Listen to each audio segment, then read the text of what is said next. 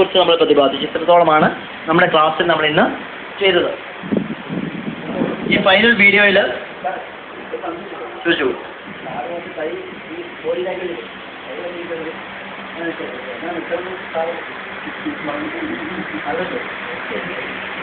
ഒരു സംശയങ്ങളുണ്ട്.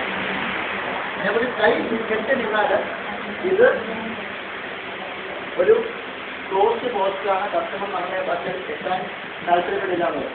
പിന്നെ കൈ എന്താ ചെയ്യുന്നത്?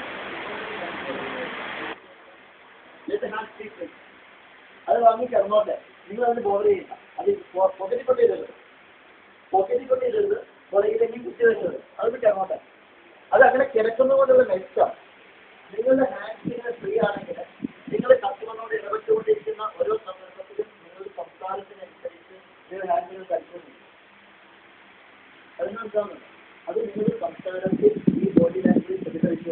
ഓപ്പൺ പോസ്റ്റ് നിങ്ങൾ പിന്നെ എവിടെയെങ്കിലും പൈസയുടെ പോക്കറ്റിൽ കൊണ്ടിട്ട് കഴിഞ്ഞാൽ ഈ കൈ പൈസയുടെ പോക്കറ്റിൽ തന്നെയായിരിക്കും നിങ്ങൾ സംസാരിക്കുന്നത്. നോർമൽ കേസിൽ പൈസ കിടന്നോട്ടെ, കൈ വെറുതെ കിടന്നോട്ടെ. എനിക്ക് ഭാരം അനുഭവപ്പെടാൻ ആദ്യകാലങ്ങളിൽ പോയി പിന്നീട് ഭാരം അനുഭവപ്പെടില്ല.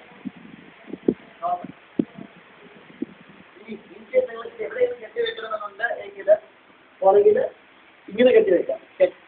കൂട്ടിപ്പിടിക്കരുത്. കൈ ഇതേ പൊസിഷനിൽ വെക്കാം. ഇതേ പൊസിഷനിൽ വെക്കാൻ ഉള്ള കാരണം ഇത് അവിടെ നിന്ന് ഈസി ആയിട്ട് മാറാനുള്ള സാധ്യതയുണ്ട്. ഒരു നിർവാഹമുണ്ട്.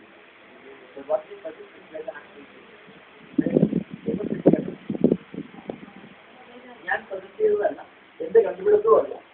ഇതുമായിട്ട് ലക്ഷക്കണക്കിന് ആളുകൾ ഗവേഷണം നടത്തി പരീക്ഷിച്ച് ഉള്ളവർ പ്രിസ്ക്രൈബ് ചെയ്യുന്ന കാര്യം മറ്റുണ്ടെങ്കിൽ